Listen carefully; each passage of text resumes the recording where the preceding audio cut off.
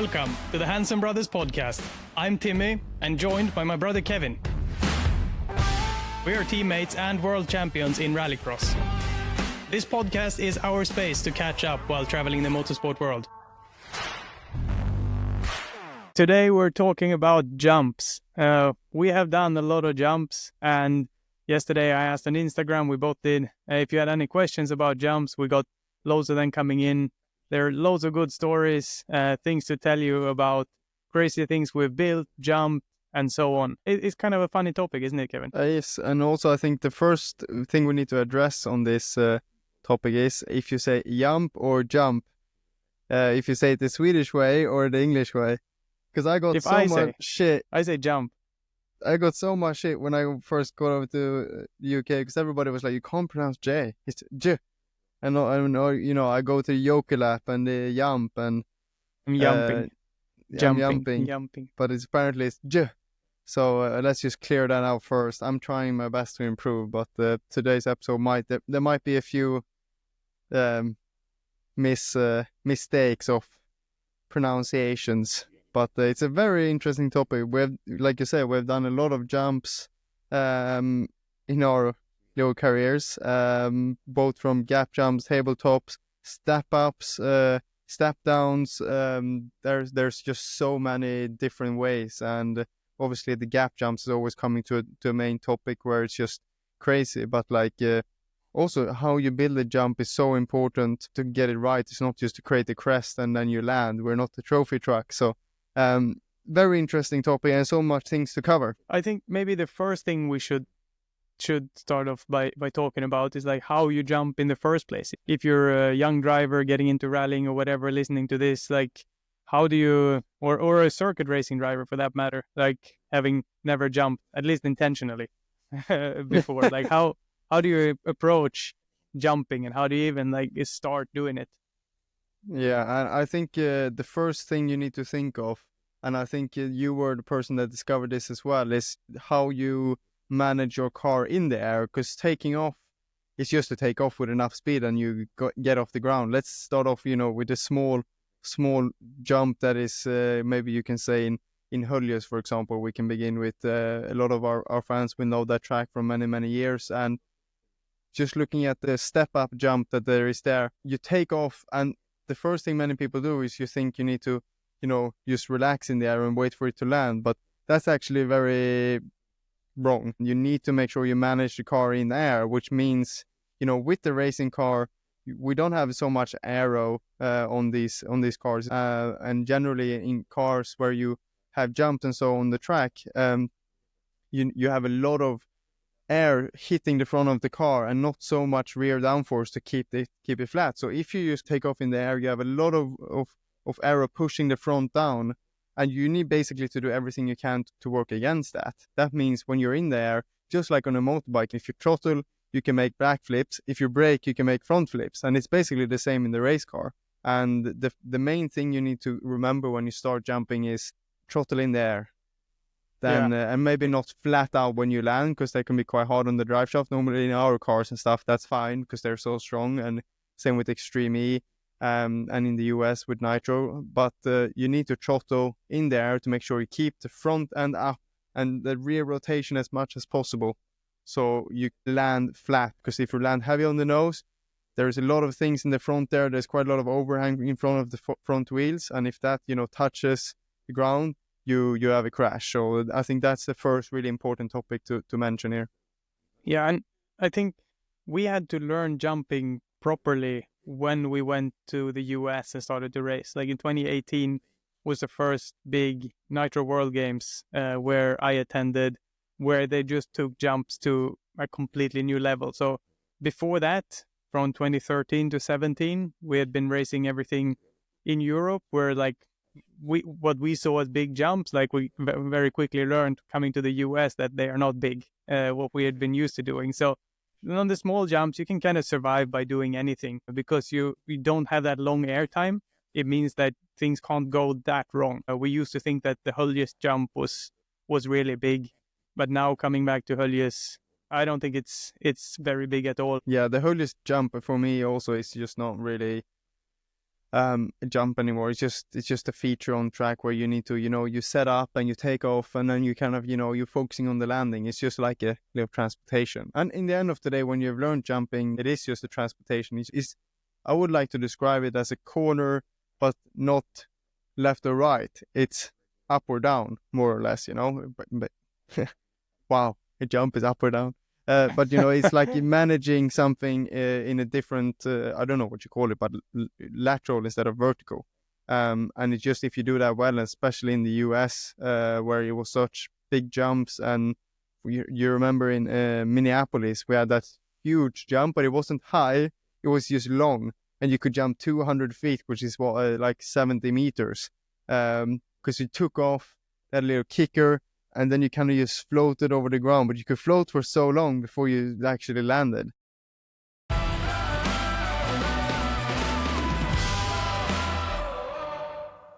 The European ones, we are a little bit calm on them, but what would you say is your top 3 jumps that you have experienced? They're all going to be in Nitrocross, aren't they? So, I mean, the one jump, the iconic, legendary, biggest jump is the one in Salt Lake City, the one we had to tackle, like in that first race in 2018 Nitro World Games. It's a massive 100-foot gap jump, and it looks so intimidating because it's built up really tall. So, and it's like right in your face when you go and see the track for the first time after coming there. I remember seeing that jump in 2018, and I was like, no, I'm not. It's like, this is like driving off a cliff. And I mean, I never thought it would be possible.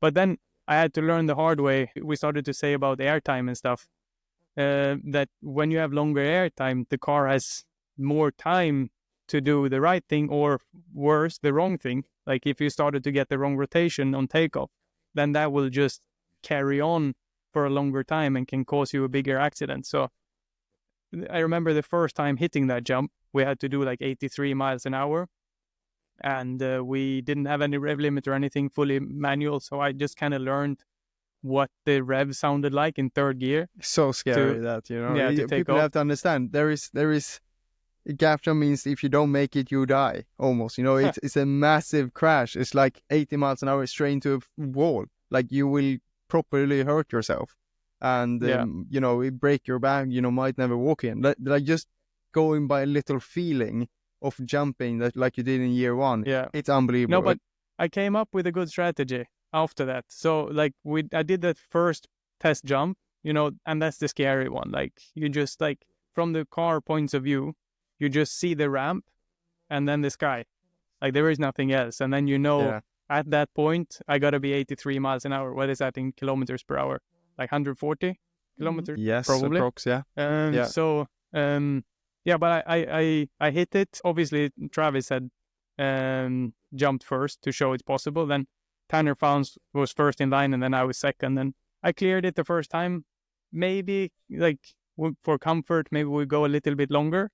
Dad told me on the radio, so I went around again, another test run.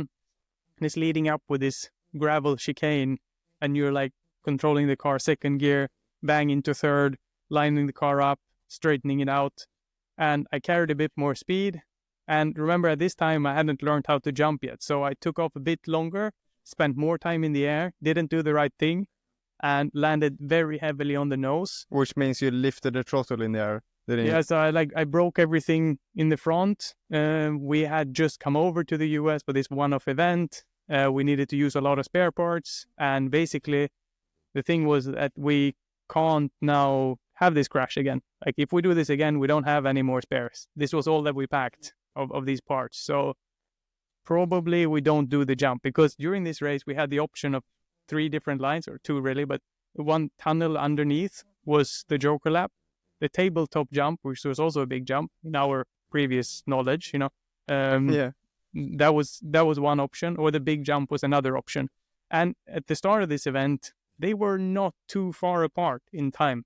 The gap jump was a little faster, but we decided to go for the small jump and not risk it anymore. Like, this jump is too big. And I managed to get pole position for the semi-final. So for the final race day, we knew that we were we had pole position, but then, the race kind of builds up, and I don't remember who I had on my side, but, things were really heating up in the race, and we realized that, we won't be quick enough anymore by taking the tabletop. We got to go for the big jump. And this was waking up on Sunday morning, and we had another warm-up session in the morning, and we decided we're going to hit the big jump, and we went out for warm-up. We did the speed checks again, and by that time, I had thought about, we're in the desert, it's never going to rain here. So why don't we take the wiper button off of the right side of the steering wheel and map it into a rev limiter so it holds 83 miles an hour on its own? Yeah, so third gear, rev limiter, you know exactly which speed it's going to be, because we had a speed gun and everything. So we worked that out, and in the meantime also, I had gotten a quick lesson from Travis, the jump champion himself, on how to control the car in the air. And he basically told me that, okay, you hit the jump with more speed, you did the right thing on takeoff when you crashed, but you lifted the throttle in the air.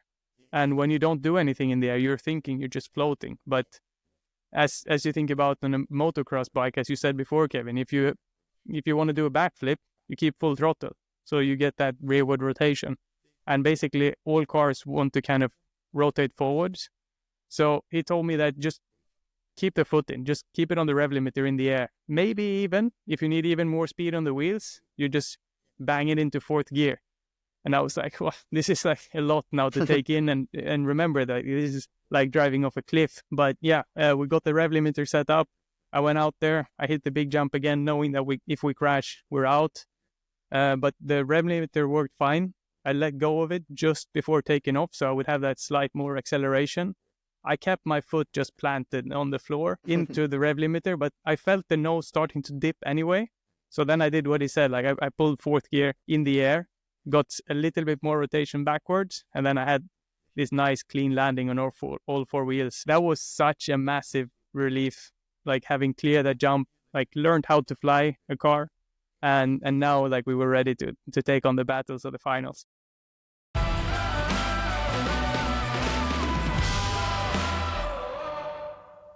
Thank God that we managed to get that rev limiter button in there, because the year after when I did it was a lot more easy to just go there and jump. But still, it's unbelievably scary. But you didn't mention one jump. You need to two more. And I think my second favorite jump is from Phoenix, the step-up jump. Which I was going to say that one too. They designed the track super nice there, where in a step-up, you got to keep some X speed just to get up on the landing, which is higher than the takeoff. And then when you landed, it was very quickly a hairpin right. And if you had enough speed to clear the second knuckle, you didn't have time to brake for the hairpin. So everybody kind of went too fast into this hairpin following it. And it was a very fast jump. I remember you had to carry a lot of speed, trying to jump just to as short as you could to slam on the brakes to get the rotation. I enjoyed that jump quite a lot. Yeah, it's a nice one. Big challenge. A third favorite, I don't know. What's yours? I think also mine first one is the big one, because it's the most adrenaline you ever feel probably going through your career. Hitting that for the first time, and then actually doing that lap after lap in the race. It's a sick feeling, because you literally, like you said, you see the sky, and you don't do that in any other jump in the world. You come up and you for a while you see the sky before it starts to pitch down. Even when you put another gear, then the world appears again, which is just an unbelievable feeling, but so scary the first time. Second one, I think the Phoenix one is nice, because it was a different challenge to compromise. And also I think that long jump in Minneapolis, because when you landed, you kind of had that compression and corners after, which just all that sequence was really, really sick. Even the turn before, fourth gear, sliding through, split line, really cool as well. But also there's a lot of jumps in the US where it's tricky design, and if you jump a little bit too far, it's a rock solid hard landing. So many times jumping there, really feeling it in your back. If we want to jump big, then it's not all down to the skill of the driver. Of course, you have to know how to handle the car in the air, but it's also so much down to the skill of the people designing these jumps, especially the gap jumps, because you can't test them out. And then like some people just like there is some calculations you can do of like the speed and the angle and so on, but there is also so much feeling to it. The guy driving the machine to perfectly make it smooth without a lip or just enough lip Yeah. on the takeoff. Like there's a lot of skill on very different levels that all has to come together to make these Yeah. spectacular jumps as they do over there. I think that's the skill we're missing in Europe, like Yeah. that touch of the people building the jumps. Yeah, for sure. And also, I think it's also worth mentioning, like, these days the cars are so strong. Like, sure, you can manage or you can jump smoother and better, but still, if the car handles it better, it won't break when you land. Like, it's so strongly built, so you can just jump them further. But then again, the limit of jumping is not the car, it's the body that takes it. So like when Scott Speed jumped too far and broke his back, car was absolutely fine, but obviously his back wasn't. And that I think is the struggle these days, because you really need to have a nice jump to preserve our bodies, because that's the limiting factor. And when you go quick and you're racing, you push the limit so crazy, and actually, like when you push limit in corners, that's just managing grip. And when you push the limits in jumps, it's your body that actually takes a big beating. So yeah. But we have designed a few good jumps as well, so we've learned a little bit. Like we designed one for the Wings for Life video we did in 2022, just like a couple of weeks after I broke my back. So actually I never took the jump, but I designed it all, and then And then you sent me onto it. yeah. And then they faked it a little bit in the video, so it looked like I took the jump, but I actually never did. That was a fun one to design, and that inspiration we took also to the F1 shoot that we did not long ago in 2023, where we designed the two gap jumps from opposite directions with different heights, and there was the same lengths and measures approx from the first one. But also there, like, we have learned a little bit from our experience being in the US. We actually had a motocross guy there to get a feel of the jumps and the landings. And I think that was a big key to have on that event, because we, just having him get a feel of it and the kick and stuff. Maybe his bike was a little bit too soft, so he didn't feel so much things. So maybe they were a little bit aggressive for us. But in the end of the day, it worked out perfectly, and we had a perfect shot of the gap jump where we met exactly in the middle, which was super sick. With one car over the other, over the F1 car, with all these guys hanging out below. So, designing jumps is really hard, but I think the experience of knowing that you need a shorter takeoff and a longer landing is a good basis. If you're making a tabletop, for example, 20 meters takeoff, double the landing always to have 40 meters of landing space. So then you can actually adjust really easily. You can jump really short, you can jump really far. And I think that's a good one. Also going to mention one more jump before we get on to some questions. I think I really enjoyed also, that jump in after the gap jump in Salt Lake City. You had a bank turn and a bank turn, and then there was that step up. And if you hit the step up perfectly, it was like you took off, and then you never landed, because you just flowed into the landing. It was like you took off, and then you were in the landing.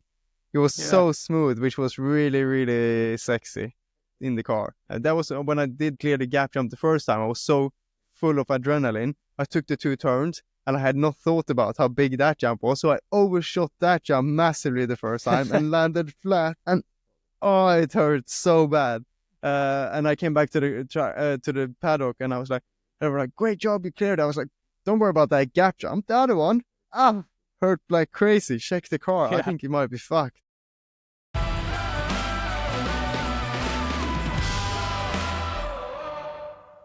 No, that actually leads us into the questions very nice, because one of the questions is, does it hurt when landing wrong? I think you can answer that pretty good.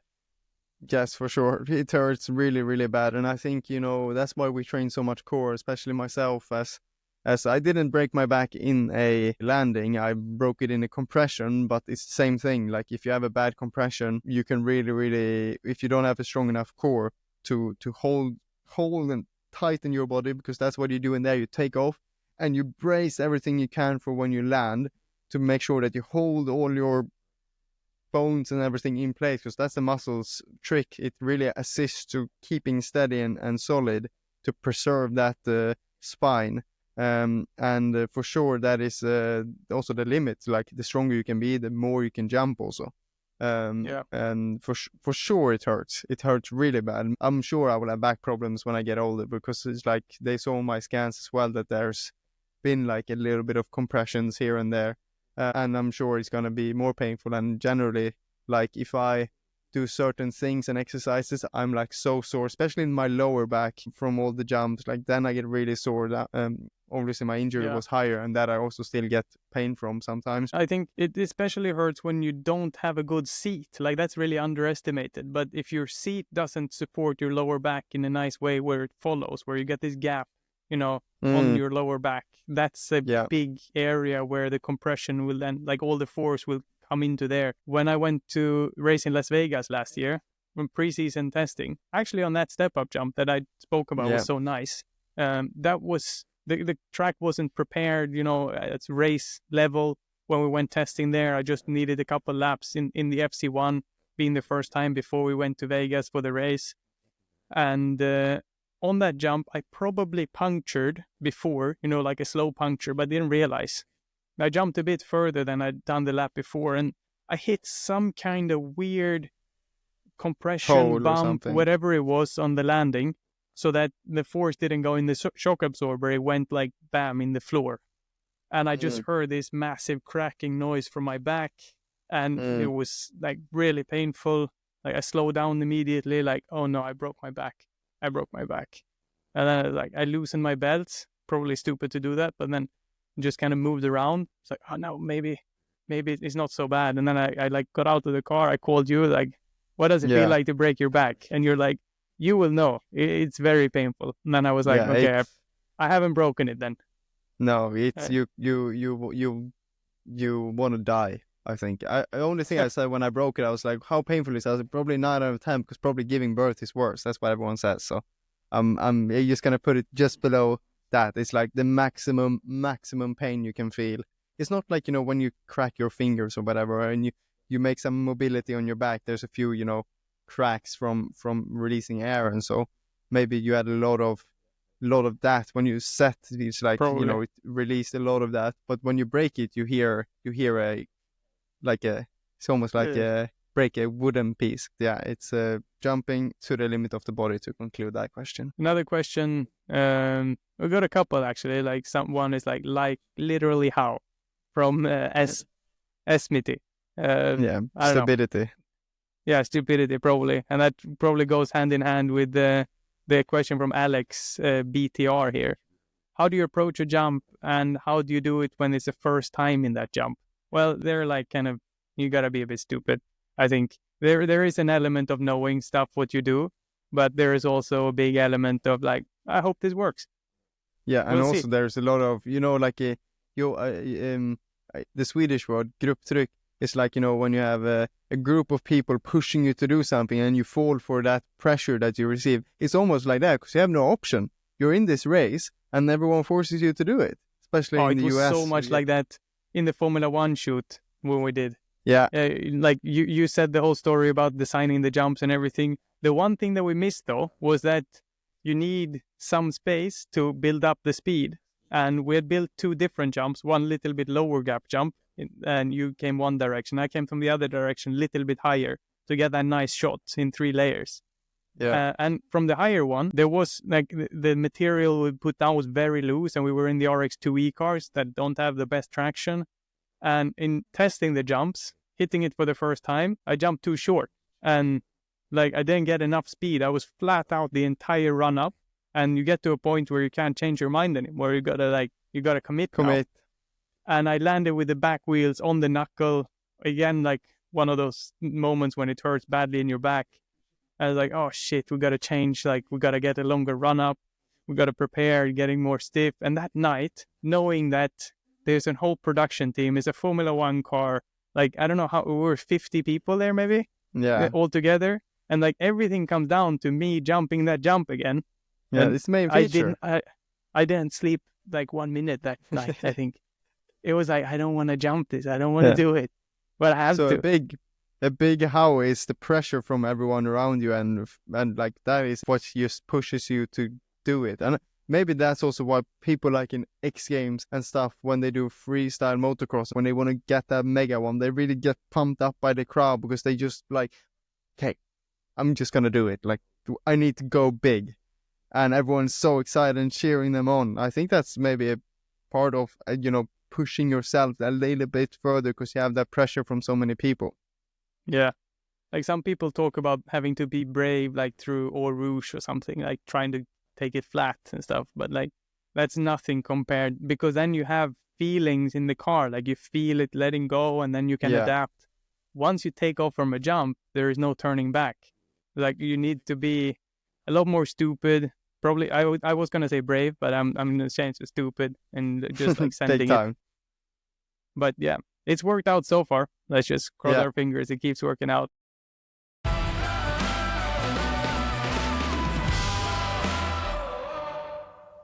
Katie Munnings asking if we hold our breath in the air. It's probably actually yes. Do you think? I think maybe you just like maybe you hold your breath when you brace in the end.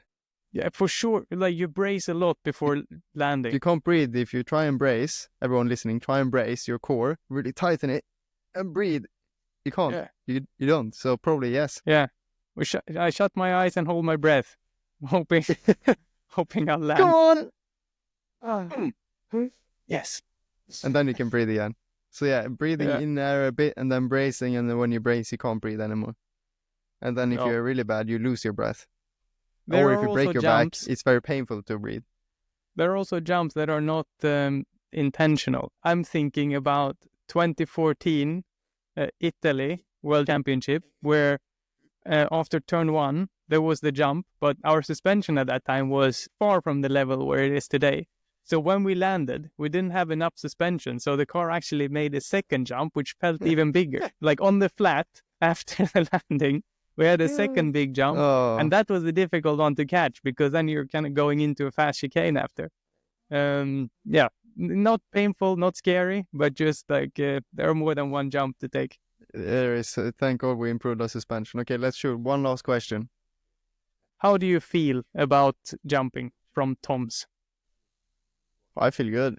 It's a mega thing. Like, it's very scary when you have to do new ones, but once you've done it, it's like you've done a corner, you know what it is, you know how it feels, and it feels epic. Like, it does really feel epic. Especially, like, I really enjoy the Minneapolis track because there was no gap jump, obviously, so you can really, like, there is not as much risk to it, so you can really enjoy you jumping big, pushing limits of how far you can jump, and that is a nice feel. I mean, like in 2021, I had software problem in Nitrocross, and all the software just stopped sometimes and then rebooted and went again. So my engine just died, and that happened just before in Phoenix, before the gap after the turn 1.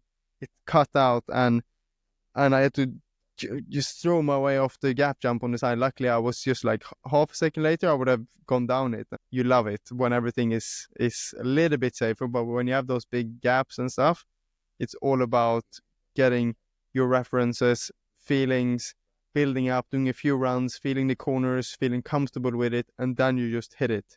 I mean, Travis, he will just take a Can-Am and go probably like this and take off. He's a little bit more experienced, but maybe we'll get there one day. Yeah, I mean, he's jumped everything, but yeah, it does feel great. Like, the first time is scary, and I think we've spoken a lot about that. But like having a good jump in the middle of the track, right way, like into the final, where you have like a solid rhythm, you're pushing flat out, and then that jump is just part of your rhythm. It's beautiful. Like I love that.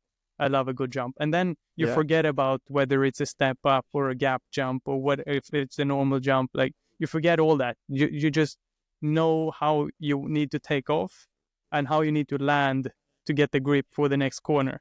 Like, that's all that goes through your mind. And then, but still, every time when you land, you feel a big relief. Like, it doesn't matter. It's a bit like when you finish a race in Extreme E, when you come to the switch on, you're like, I survived. That's the feeling every time you come over a jump like that. Yeah, definitely. It was a fun episode to talk about all this. It's I hope we get to do some big jumps soon again. News is about to come out. I think people are eagerly awaiting who will be the new promoter in the World Rallycross Championship. So are we. But yeah, stay tuned on whatever Rallycross news you're following, or you tune in here, and we'll let you know the latest. Exactly. Let us know, like in the comments, if you'd like to see some guests. That I think we're ready to start having some guests on this podcast. And like, subscribe, and we see you guys next week again for another one. Thank you so much for listening. Catch you next week.